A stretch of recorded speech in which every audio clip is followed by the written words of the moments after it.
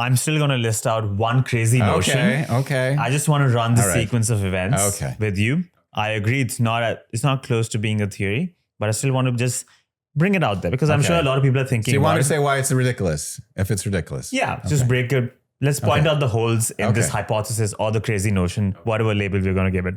So this is something I'm calling the accident hypothesis, the accident crazy notion. This is the sequence of events. At 12:42 a.m., the flight takes off from Kuala Lumpur. At 1:21 a.m., just after the flight crossed the Malaysian airspace, an accident occurs on the plane.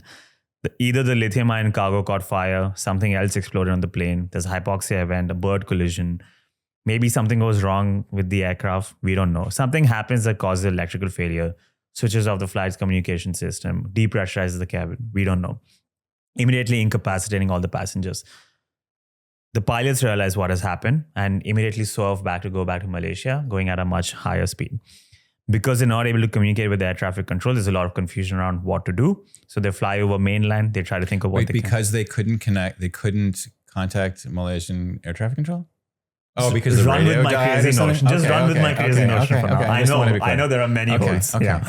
Okay. So something's happened. They turn back, they climb. Yeah. They have panicked, right? They don't know what to do. And they also keep into account that in Malaysia, there's a strong stigma around, there's a stigma around how society might shun you, how you might be viewed in case you're flying an aircraft that's had an accident on it with tragic consequences. Okay, they go back. I don't think anybody's like, oh boy, I'm crashing this airplane. People are going to think badly of me. Nobody knows how people think. Okay. Pilots are not able to think clearly. They panic. I've never been in that situation. I don't know how I would react. Okay. There are passengers who've been severely incapacitated. And at some point, let's say the pilots decide that this plane is probably going to be crashing in the Southern Indian Ocean. Either they commit suicide or they control it all the way till the very end. Okay. I'll concede. This is the weakest, one of the weakest. It's not even a theory. It's a crazy notion. Kind of a family of theories, really. It's like, these are all of the theories in which it's not their fault. Nobody's at fault. It's just like something happened and then they reacted and then some other things happened. And maybe it was just bad luck. The optimist in me is trying to think of this theory, this crazy notion. I think people are attracted to it. I want people to be nice at the core.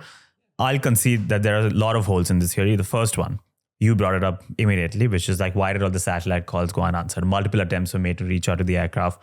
None of them were answered.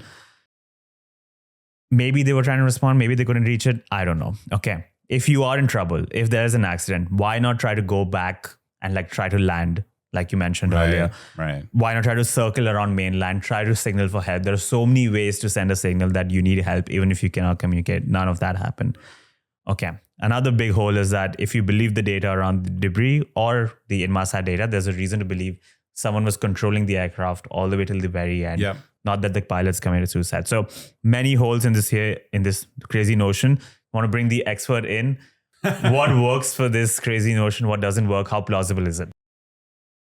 I mean, suffice to say that nobody who spent any time really delving into it, there's nobody actually out there promoting this idea. I don't think, seriously. There's many, many, many, many reasons why you wouldn't take it seriously. But one is that you wouldn't see the electrical system being turned off to the SATCOM and then turned back on again. There's no real, the people who make that kind of claim are they don't really know how electrical systems work on airplanes, and they just sort of imagine that kind of anything can happen. Nobody has gone to the effort of actually trying to explain how what we observe could occur. And I think a bigger one, and this applies also broadly, is that if it did wind up being what we call a ghost flight into the Southern Indian Ocean, like you see with cases of hypoxia, where Payne Stewart is the famous case of a private jet that accidentally depressurized at altitude. Everybody on board died. And the plane just flew on autopilot, super creepy, like a fighter pilot flew alongside and could see, it was all gross. So that can happen, but what you would expect to see is it flies in a straight line and then it kind of glides, it winds up spiraling down.